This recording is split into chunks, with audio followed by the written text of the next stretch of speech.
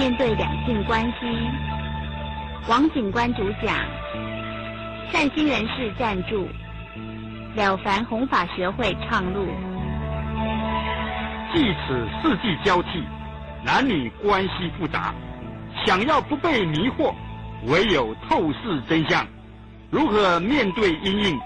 请听本代解说。两性关系和谐，自然幸福圆满。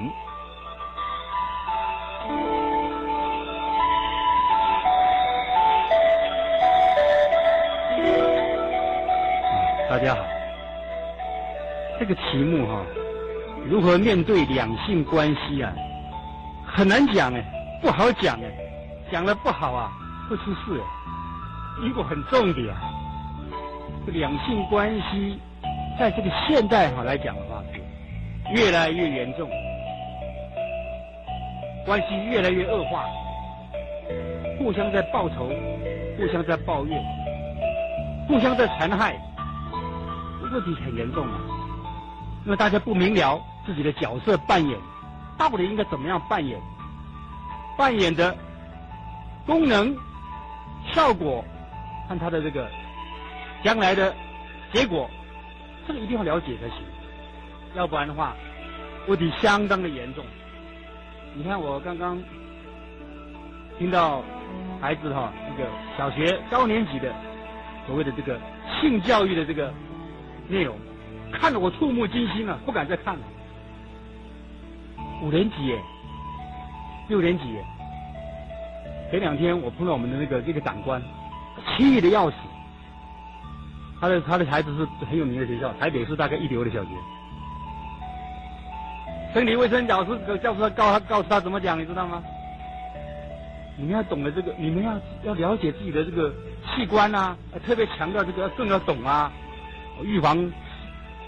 他们本这个心态方面是想预防结果很糟糕，因病成药。想要治好这个病，结果讲出来变成更严重。想要预防，结果在渲染，怎么办呢？这个问题，这个值得我们深思的。所以这个题目让我来讲，我也是觉得战战兢兢如临深渊，如履薄冰不敢讲不讲又不行讲出来又不得了你说怎么办？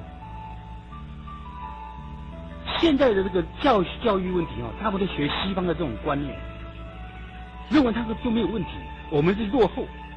这是对我们的我们对我们中华文化没有深度的信心，才会有这种后遗症，就搞得天下大乱，乱七八糟。我们那个长官跟我讲，他的小孩子一直在问这个问题，说老师讲了，到底什么叫做智慧？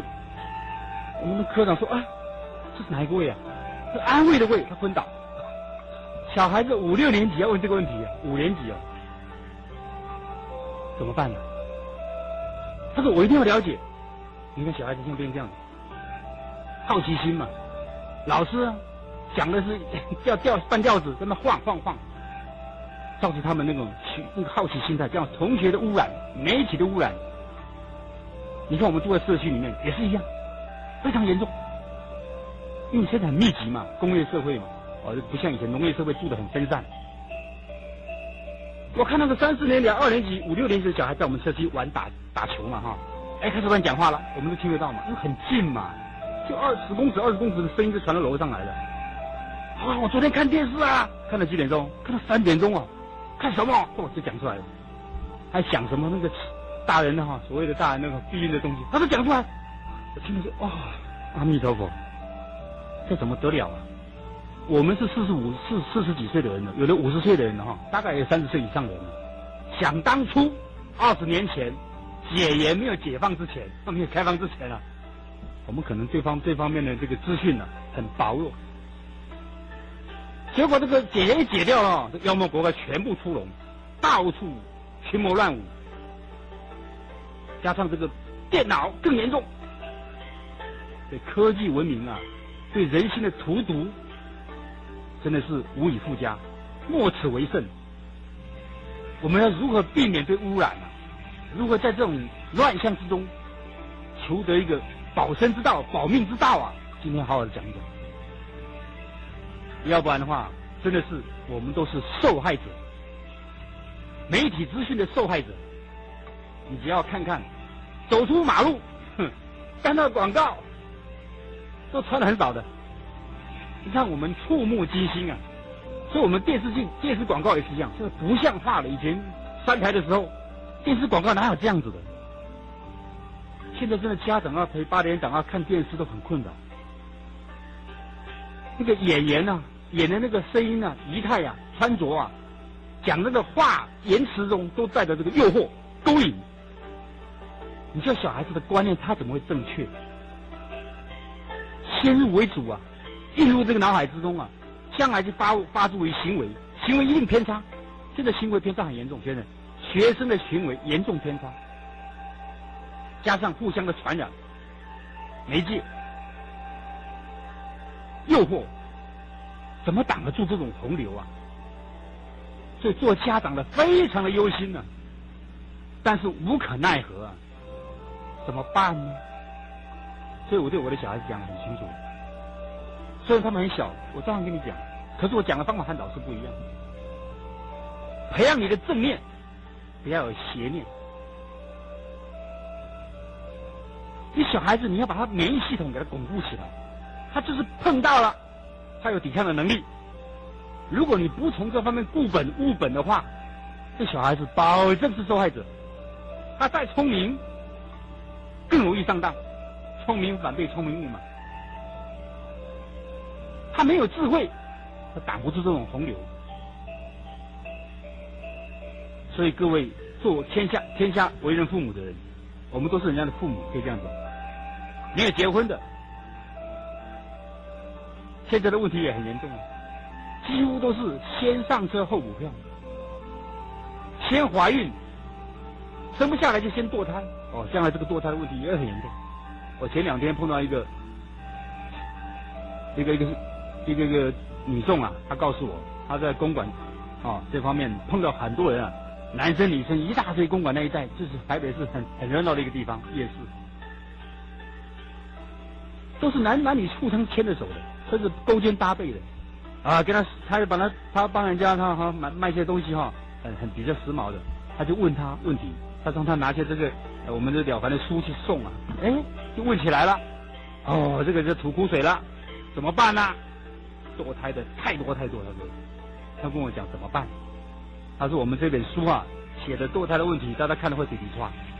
真的，我再跟你们报告一下，真的是这个问题啊，你不讲也不行啊，乱讲更不行啊。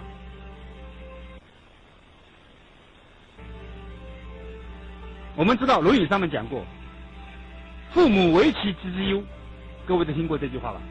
好像字面上的解释是说，父母很担心我们做儿女的这个身体一定要健康，不要染上疾病，这是字面上的意思，还有一层很深奥的义理在里面，各位知道吗？知道的举手。我看到祖师的这个文钞里面，我才发现这句话讲了3个重点，就是说我们人啊生病的关键是从哪里来的？